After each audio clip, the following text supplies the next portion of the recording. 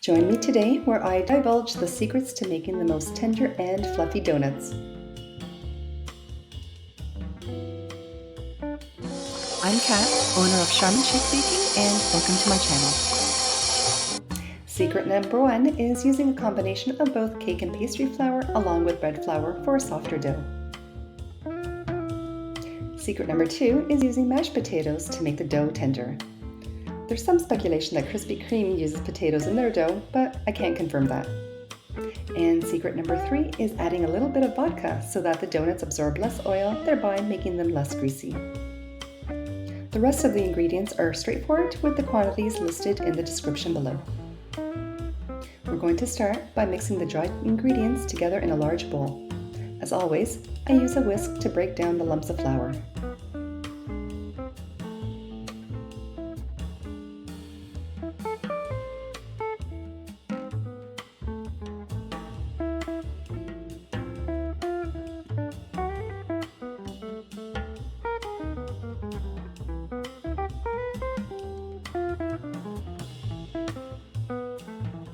Then, I make a well in the middle where I add the rest of the ingredients, starting with the eggs, milk, oil, vanilla, vodka, then the mashed potatoes. You can use any type of potatoes. In this case, I'm using russet. Use a wooden spoon to mix all the ingredients together until well combined.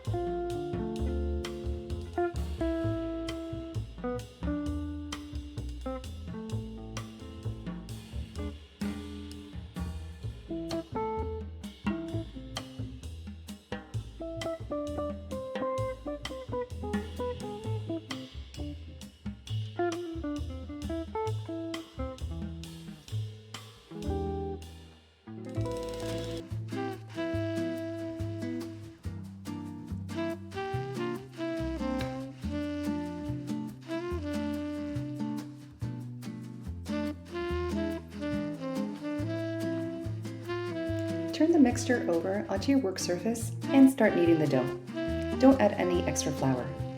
I use a plastic bench scraper to help gather up all the flour, and it helps if the dough starts getting sticky.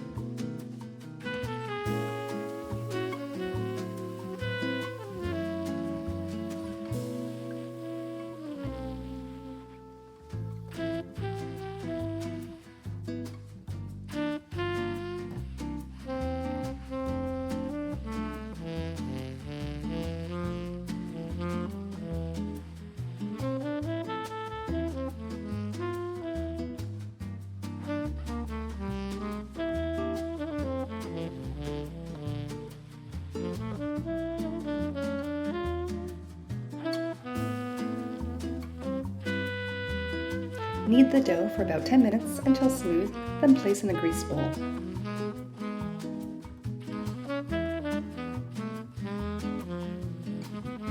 Cover the bowl with plastic wrap and let it proof in a warm place for 2 hours or until double in size. After the dough has doubled, it should look like this and smell like sweet bread. Lightly dust your surface with flour and invert the dough. Press down with your fingers to deflate, then roll with a floured rolling pin about 1/4 inch thick, always rolling from the middle outwards, never back and forth.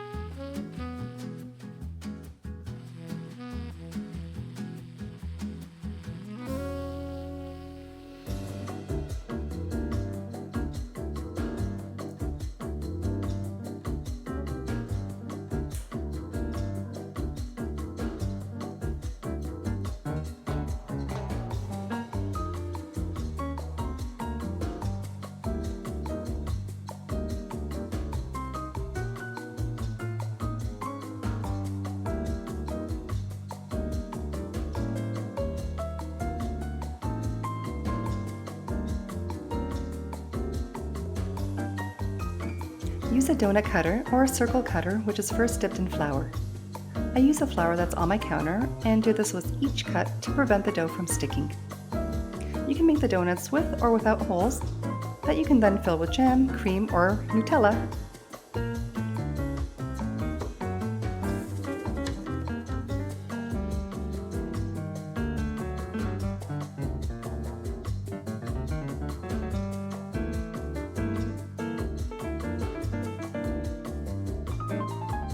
Remove the excess dough and keep it wrapped for 15 to 30 minutes before re-rolling to relax the dough, otherwise it won't roll out as easy.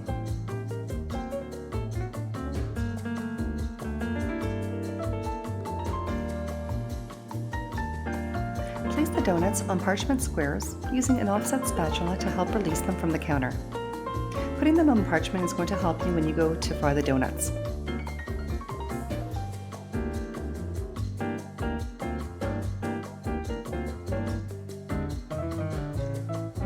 This is leftover dough that I had from yesterday, kept refrigerated and brought to room temperature. You can keep the dough for up to 2 days refrigerated, but I don't recommend freezing the dough before frying. I'm going to be making twist donuts with this dough by rolling into 1/4 inch thick ropes, then folding in half and twisting together. Cover all the donuts and let them rise again for 1 hour.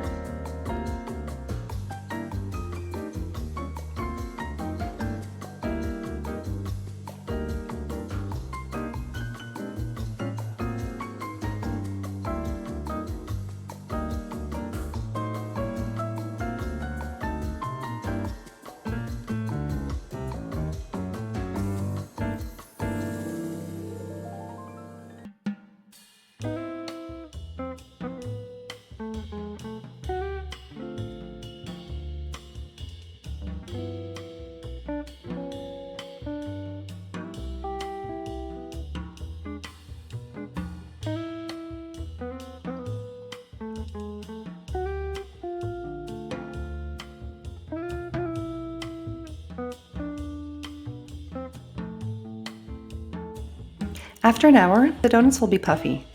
You can reshape them at this point. I even made an egg-shaped donut that would be really cute for Easter, but you can experiment with different shaped cookie cutters as well.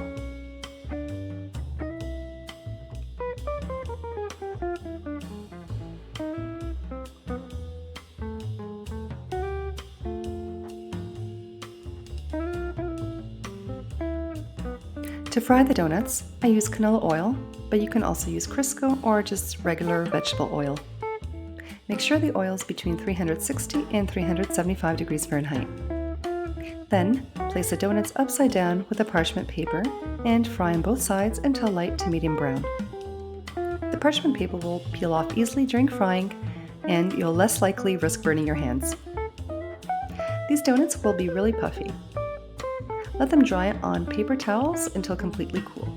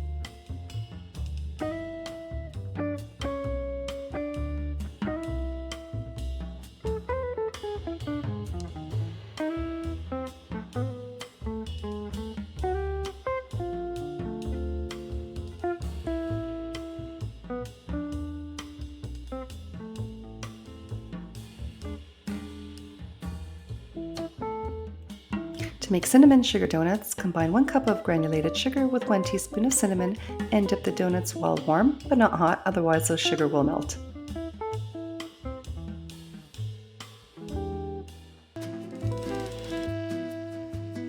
Next, I'm going to make a chocolate glaze by combining 1 cup of icing sugar with 2 tablespoons of cocoa powder, 1 teaspoon of vanilla, and 1 tablespoon of milk, along with 1 teaspoon of corn syrup to give it a gloss.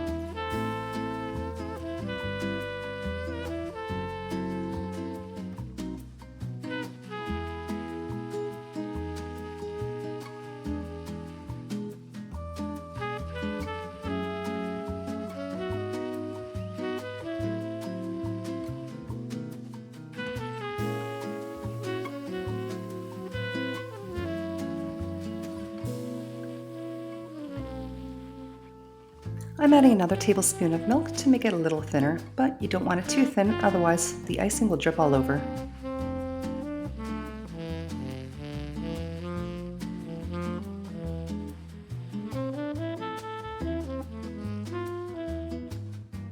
Dip the donuts after they're completely cooled in the glaze. You can use an offset spatula to even out the icing.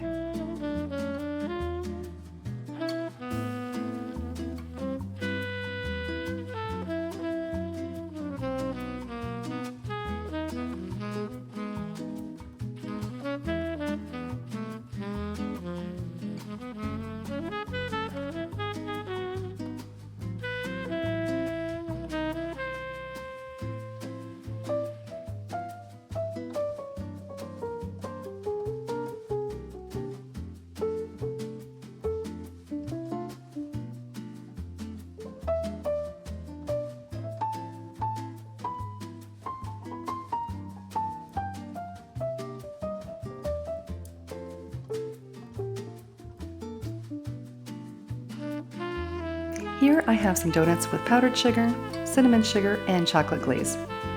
You can even fill the donuts with jam, cream filling, Nutella, or any nut butters by poking a hole in the side and filling until it just starts coming out. We're at my favorite part of the tutorial, the taste testing. These donuts are so light and fluffy, but also tender at the same time. The donuts will freeze well in Tupperware, and just let them come to room temperature, or you can pop them in the microwave as long as they're not glazed.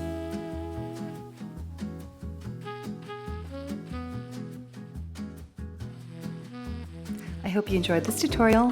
Thank you for watching, and stay tuned for next week with more dough-based recipes. Happy baking!